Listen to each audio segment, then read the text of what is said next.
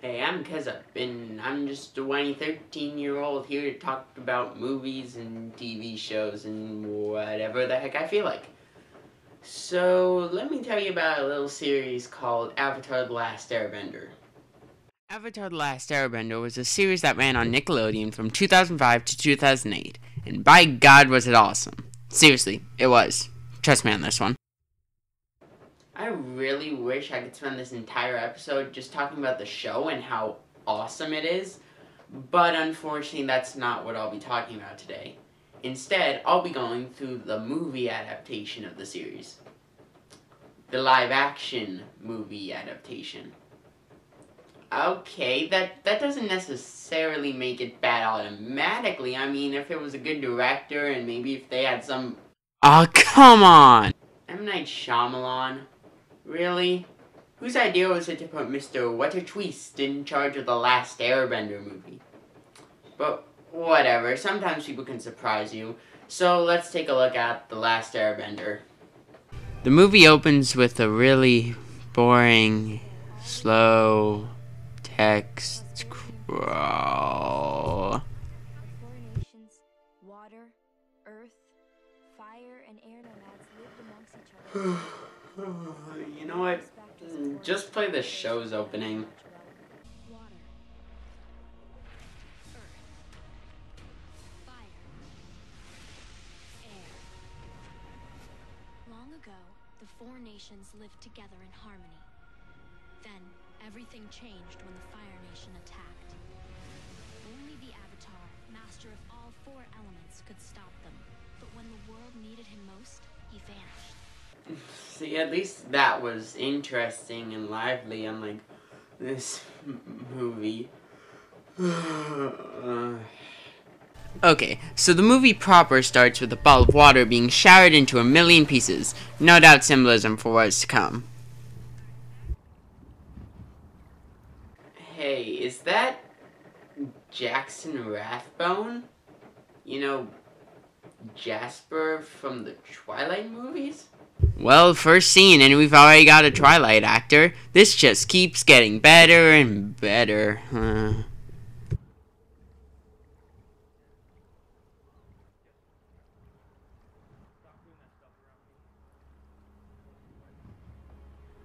Alright, now we can finally get started with more exposition? Really? We literally just had some. When are we going to get to the people chucking rocks and fire and crud at each other? To put it simply, this is Katara and Sokka. They live in the South Pole and are out hunting. Yeah, that's pretty much it.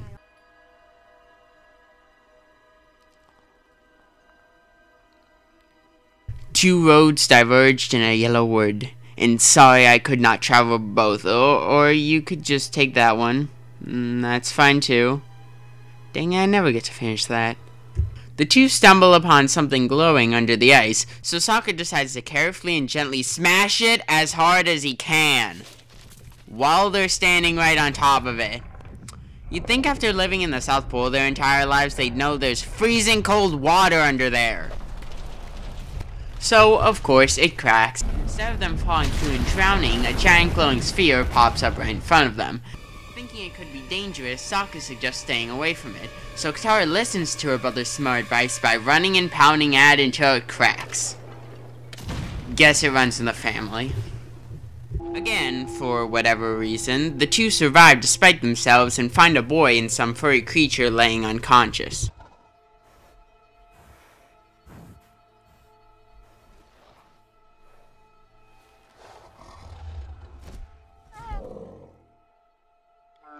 Eat you with its tail? So Katara and Sokka take the boy back to their village where he wakes up. Katara walks in on him putting clothes on and they share a wonderful scene.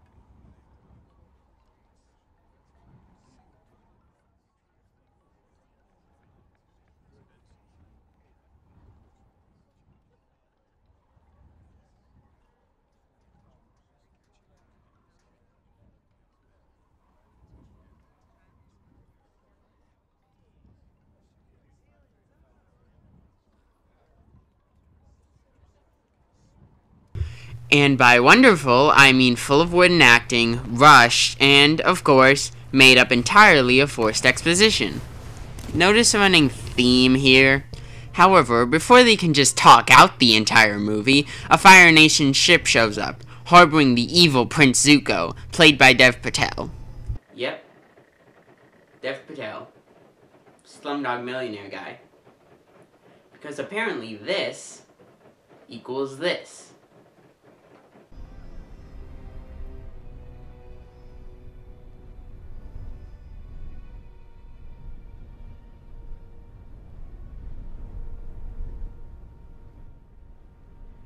I just love how he delivers every line like he's at Madison Square Garden without a microphone. Apparently it's all or nothing to these guys.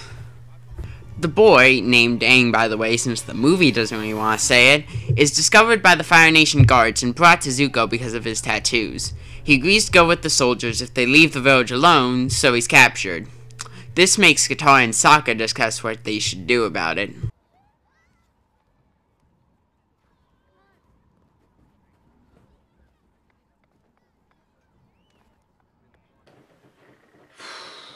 Right, what's wrong with this isn't very apparent if you haven't seen the series, so let me do a little explaining. In the actual animated series, Sokka's role often fell into one of comic relief. He was a pretty goofy guy, usually joking around or complaining about how hungry he was or similar things. However, he was also a leader, usually the guy who made the plans for the team and would be the most eager for battle, even though he didn't have any bending powers. There was even an episode or two about how the team would be basically lost without him. Here, however, it focuses too much on the latter part of that. Sokka's always serious, never smiling, and honestly just a cold person. This wouldn't be as much of a problem if he was a completely original character, but fans of the show went in expecting to see, you know, Sokka, not whoever this is. It just kinda throws you off, you know? Anyways, the two decide to head after Aang, but don't really know how. However, a solution comes in the form of good old Appa who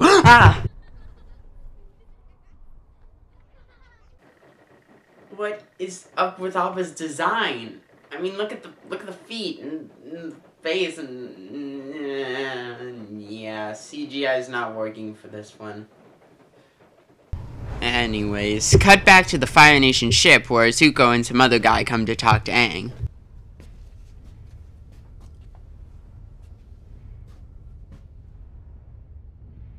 What do you want with me? My nephew wants me to perform a little test on you. Wait a minute. Nephew, so he's his uncle. That's Uncle Iroh? Again, apparently this equals this. Seriously, my only theory for this is that the casting agency was on vacation, so they just threw darts on a dartboard to pick the cast. It will only take a moment. That's all you want. My name is Iro, and you have my word. Oh yeah, I also need to mention something else. You might have noticed I've been saying some names a little differently than the movie has. This is because I'm calling everyone by their names in the show. The movie, however, is not. See, apparently Shyamalan wanted to make the character names more authentic by using the original Asian pronunciations. Therefore, Iroh is Iro, Sokka is Sokka, Aang is Ong, and even Avatar is now Avatar. Yes, because that's what we care about. Authenticity. It's not that we'd want to be able to, oh, I don't know, connect the characters to the series. That's really the only reason why we're seeing this movie in the first place. No, it's the authenticity of it all that's really going to put people in the seats. Before leaving the village, Katara and Sokka go to visit their grandmother to tell her about it. Or something. There hasn't been a waterbender in the Southern Water Tribe since my friend Hama was taken away. Oh yeah, I remember Hana. She was brought up in the season 3 episode, The Puppet Master, where it turns out she escaped her Fire Nation prison by mastering something called bloodbending, which... Ow! What? Fine, we'll keep watching the dumb version. Meanwhile, Aang takes a test where he subconsciously bends all 4 elements, which is something he really couldn't do in the show, but I think we've all agreed that the show really has nothing to do with anything at this point. Because of this, Iroh and Zuko take back their promise of letting him go afterwards, causing Aang to escape the ship and head to his home at the Southern Air Temple with Sokka and Katara. Later, the gang reaches the Southern Air Temple, which is pretty much deserted. Monet, I'm back! Hey guys, I want you to meet someone. This is where you live? They must be playing some trick or something. Monkey Atsu's gonna try and jump out and scare me at any moment. Yep, guess the entire freaking population is hiding from you. I mean, the place isn't that big, but really? Butter Rat, the voices, get behind me. He's a flying lemur bat. We keep them as pets. Weren't they extinct a long time ago? Extinct? No, there must be thousands of them on this mountain. Oh, yeah, I guess those thousands of lemurs are just hiding from you too. Plus, how would they have known when to hide if you had run away from home and not indicated when you were returning? So Aang happens upon a battlefield where the fairly obvious fact that everyone's dead and Aang's been in the iceberg for 100 years is revealed. The reveal might have some impact if we had known the characters for more than 20 minutes and their acting wasn't staler than the bones around them.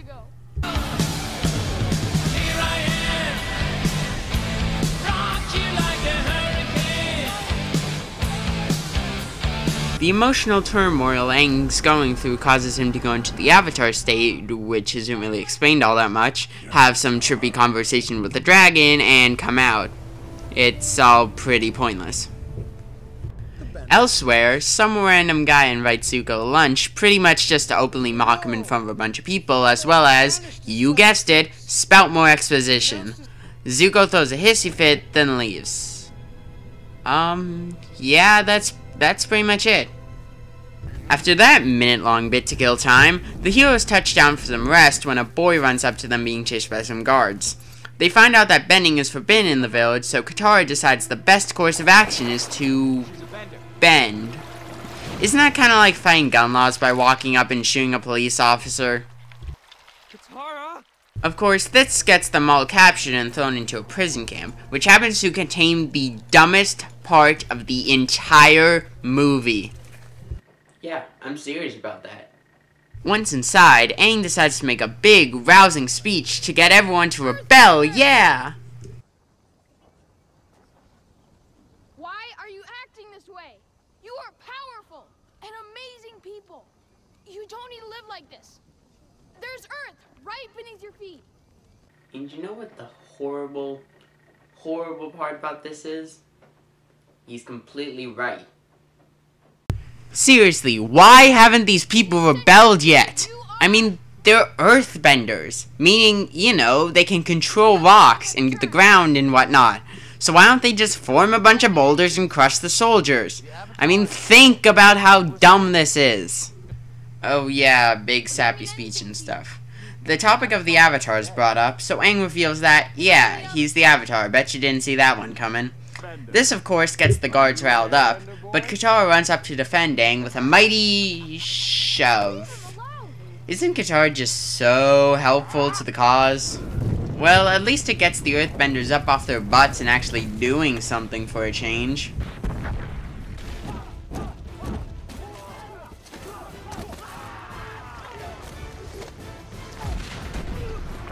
Wow, a pebble. Nice. Seriously, that was more failed build-up than Duke Nukem Forever. After a not-so-long battle, Aang and company finally liberate the camp, then the surrounding village.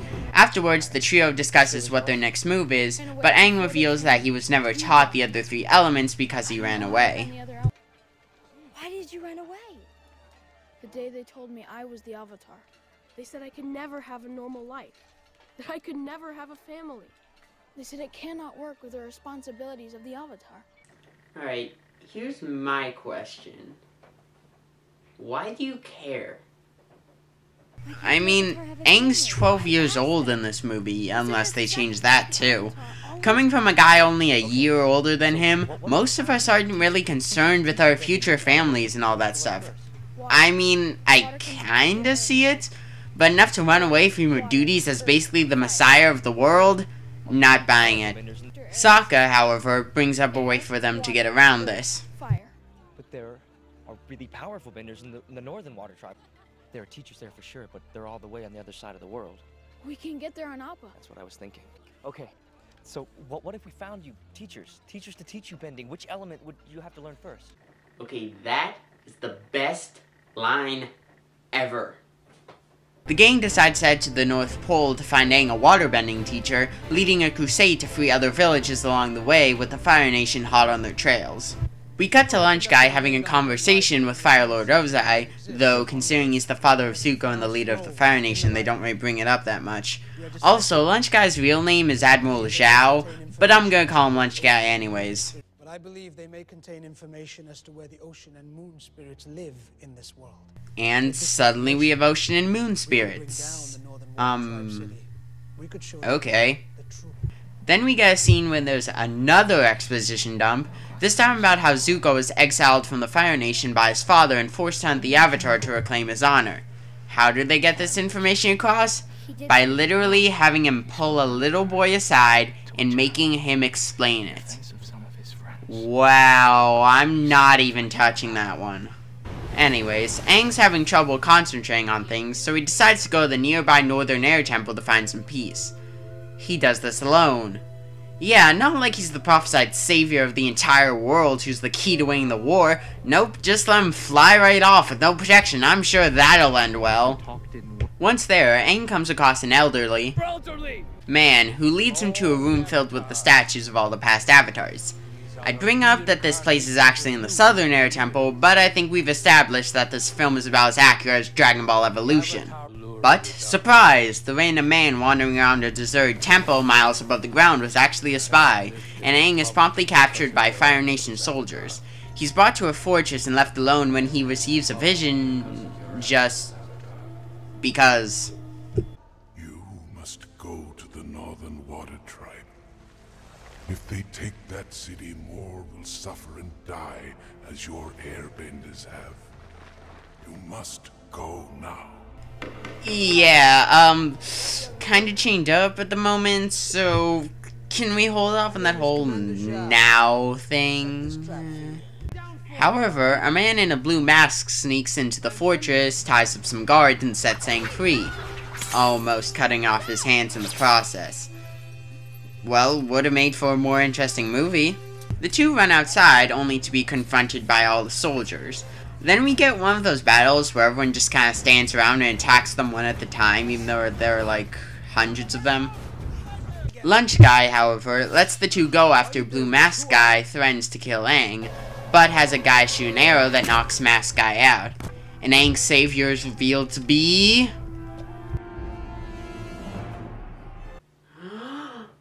an Asian guy. Seriously, in a movie based off of Asian culture, you'd think we'd have more of those. Aang still manages to escape into a forest with Zuko, however, where he ditches him. Wow, the Messiah is kind of a jerk. Later, Zuko arrives back at the ship, having found his way back by Ghostbusters, I don't know. And goes in for a little nap. However,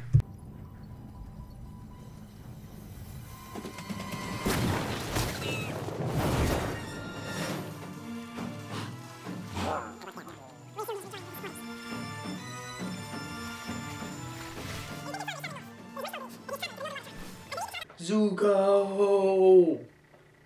Flapping my arm should help put out the explosion.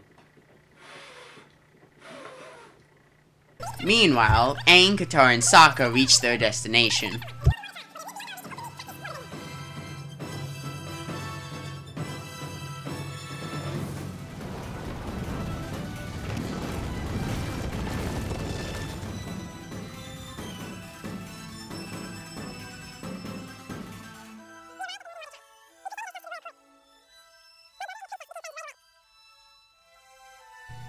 Huh. Maybe we should visit Canada more often. Aang presents himself in front of the rulers of the North Pole, showing off his best dance moves.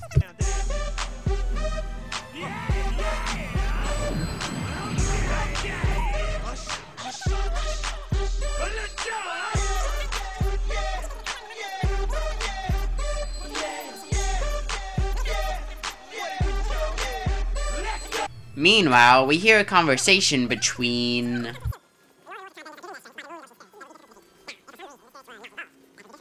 the trees? Oh, come on, Shyamalan. No one liked The Happening. I mean, trees? Really? You don't have to make it again never mind.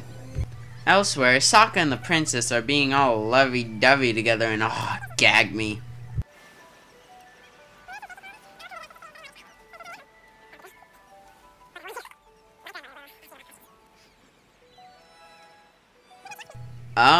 It's probably just sitting there. It doesn't really do much else.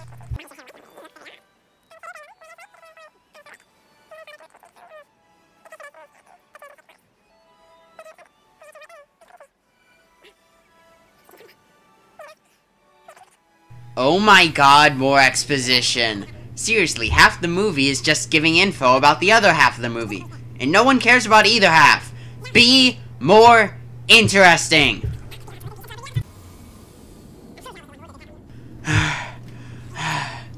Alright, I calmed down a little. For now. So, we see that Zuko is alive.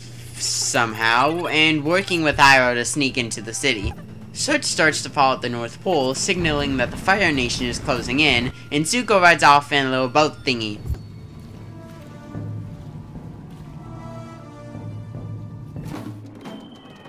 Bye.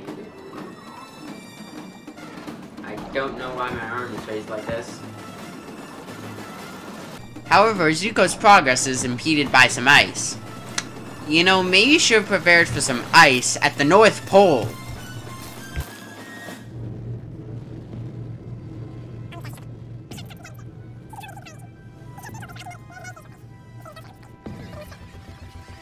And then Zuko's in the city.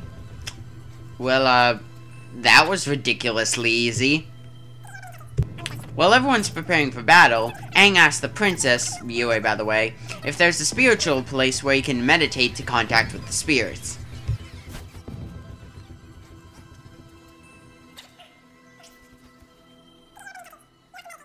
So the gang runs off to some pond with 2 fish in it, and Aang starts meditating while Katara guards him.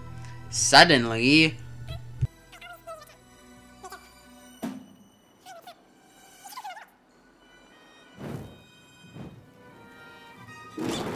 oh my gosh! The person that was hunting Aang and that we knew was in the sea actually found Aang. What a twist? What a twist! Huh, that's so appropriate. Of course, this leads Katara and Zuko to start fighting. And then Zuko knocks out Katara and takes Aang. That was also really easy. You know, for a guy trying to be accepted back into his own nation by his father, he isn't really having that hard of a time. Soon, the attack begins, and Sokka and Yue return to find Aang missing. Aang, on the other hand, is waking up in Zuko's captivity.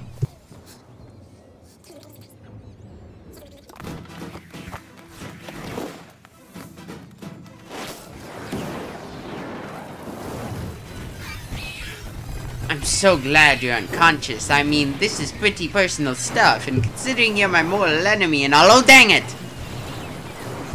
After a brief fight, Katara steps in and freezes Zuko colder than Christopher Lloyd.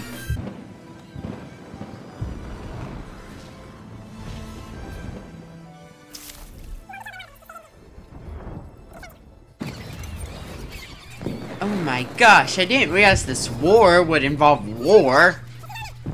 Katara tells Aang they need to go, but Aang unfreezes Zuko's head to have a word with him. And believe me, a word is pretty accurate. He says like one sentence to him, then runs off. Don't really see why that was important. Meanwhile, Iroh and Lunch Guy reach the spiritual pond, where it turns out that the 2 fish in the middle are the ocean and moon spirits. Katara, Sokka, and Yue show up, but are too late, as Lunch Guy stabs the moon spirit, which means the waterbenders can't bend anymore.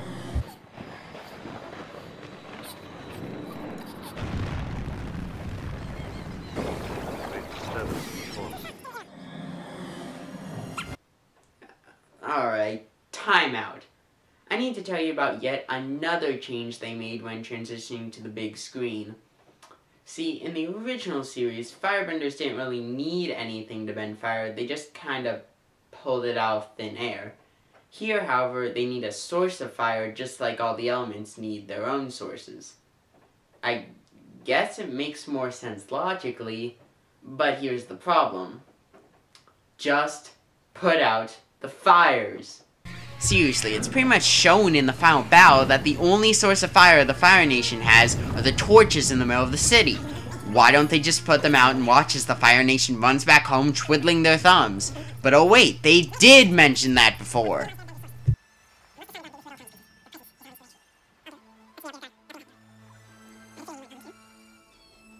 Yeah, nice job there, guys. I know the city was kinda rushed preparing for battle, but no one thought to follow the one order that would have crippled their enemy? So, you may be wondering, why do I bring this up now?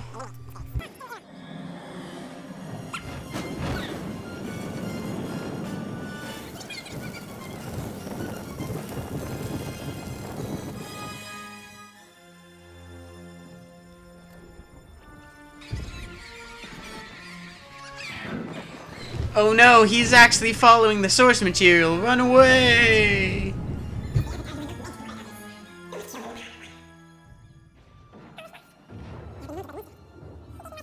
So, the Moon Spirit is dying, but Yue decides to sacrifice her own life to save it, since the Moon Spirit gave some of its life to her when she was a baby.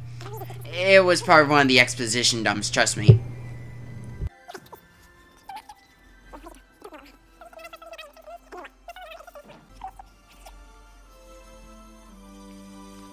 Oh yeah, Sokka and Yue had a romance thing. What, I mentioned that like once?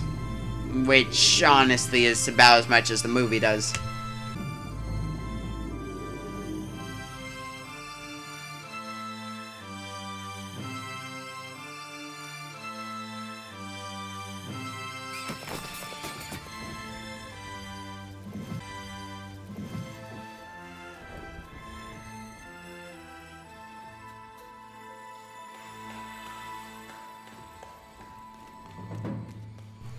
And nothing of value was lost.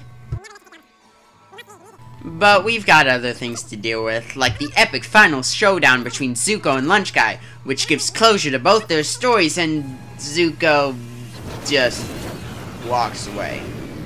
Wait. In the series, Zhao was killed off during his showdown with Zuko. So, who's gonna kill him here? 4 random waterbenders who we never learn anything about and are only on screen for about half a minute despite the fact that they kill off one of the main antagonists of the film? Okay. Is the movie over yet? Nope, Aang's got his own business to take care of.